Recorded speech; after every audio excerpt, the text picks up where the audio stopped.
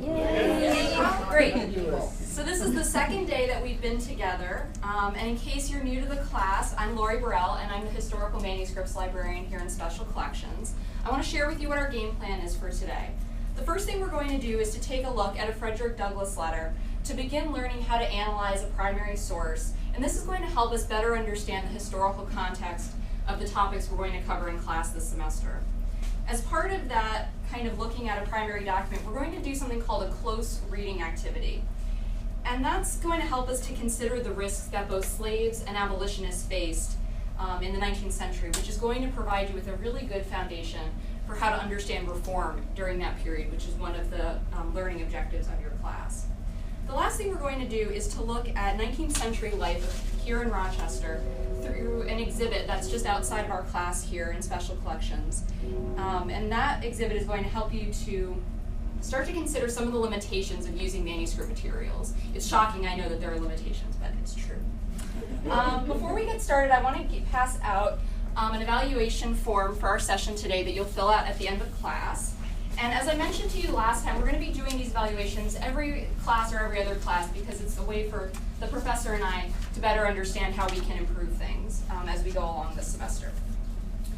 So the first thing I want to show you is on the screen here. Can anyone tell me what this is? It's a train ticket. How many have ridden on a train, seen a train, illegally boarded a train? Pretty much everyone. Okay. So really quickly, what kind of information can you tell by looking at this?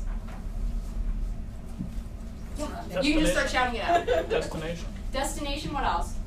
It's not in English. It's not in English, great. Price, the date. Price, the date. You can see that there's one adult riding. You can see when they're leaving, when they're arriving. So there's certain kind of basic pieces of information that we can tell by looking at this. What are some things we don't know by looking at this train ticket? Who is writing? Right, so we don't know who. What else don't we know? Why? We don't know why. Those are the two big ones that we don't know from looking at this train ticket. And I like to think that using manuscript materials is a lot like looking at something in a foreign language. And so that's why I wanted to start with this Italian train ticket. Because there are certain things that we can automatically tell when we look at a manuscript document, and there are certain questions we can't answer. And we're going to start to go through that as we look at an Underground Railroad pass today. So I'm going to pass out our document. And I showed you the original Frederick Douglass letter last week, so this is just a scanned copy. But I wanted you to be able to hold the original in your, the scan in your hand. And you'll see that it's the exact shape of the original document. And I wanted you to be able to start to understand what it would have been like to walk around and escape slavery with this document in your hand. So someone would have held this document. We're going to start to talk a little bit about the close reading exercise. And the first step of a close reading exercise is to transcribe the document. Has anyone done a close reading exercise with me before? No, so this is new to everyone. Okay. So close reading is what it sounds like. It's closely examining a document. And as I said, the first step is to start to transcribe it. So you have two options. The first is that we can transcribe as a class, or we can break up into pairs. I know last week we worked in pairs, so it might be nice to work as a group, but it's up to you. Does anyone have a preference? Okay, so let's work as a group then. I'm now going to pass out the guidelines for doing a close reading exercise. Some of the most important things are to not get tripped up on every word when you're transcribing a manuscript document. It's more important to kind of understand the bigger context of what you're reading. So what I usually suggest is that people who are starting to do research, it's helpful if you skip over the word you don't know, and then when you're done transcribing, you can go back to those sort of mystery words, and that context that you started to develop will help you fill in some of the blanks. The other thing is, if you can transcribe a document or do research in a small group or with a partner, I know it's not always possible in the humanities, but it can be really helpful. It's the idea that more than one brain is better than just having the one. So we're going to get started. Do I have a volunteer to read the first line of that letter?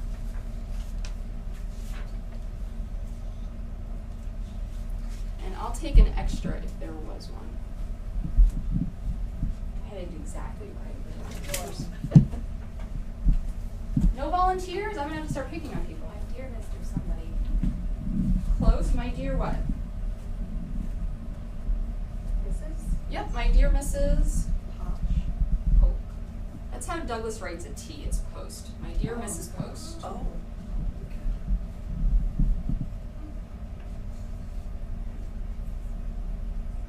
Please. Please, yeah, Shelter.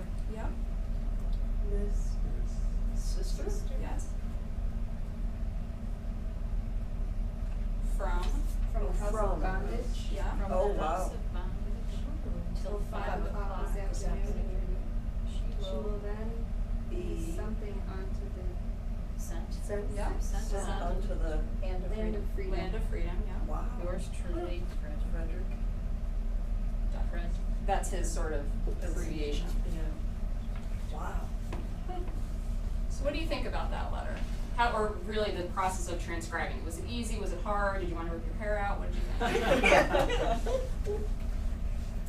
He knew probably 3 words in the entire thing. I think there was a thought over here too, so I saw a hand. Okay. It's helpful to know something about it before you even get started. That was a clue. Right. But how often when we start doing research do we kind of know what we're going to find? Right? It's a little unusual. You might have a sense from the finding aid or the online description in the library catalog, but more often than not, you open a folder and this is the document in front of you and you just sort of have to puzzle it out. Was there any part of the process that seemed easier, or the way we did it, was it helpful? I guess I'm trying to get at a certain answer, but. I think once we deciphered one, like a few of the words, Right. it became easier to distinguish his letters. Right, so that's the idea of what's on your worksheet there, that if you can start to kind of puzzle it out and sound it out, what I usually tell researchers is that if you can figure out a few words, and then if there are letters or words you don't know later on, you can try to match up individual letters, which seems really tedious, but it can be really helpful. The other thing I would suggest is that you can imagine what the word should be. So we had trouble with, which one? Shelter.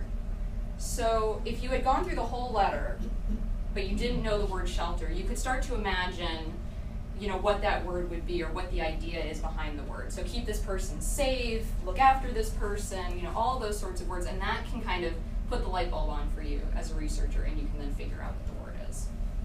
So that's where we're going to stop. The next thing we're going to do is to go through the letter a little bit more closely and get at some of the questions, like when we were looking at the train ticket, that we can't answer. So that's what we're going to do now.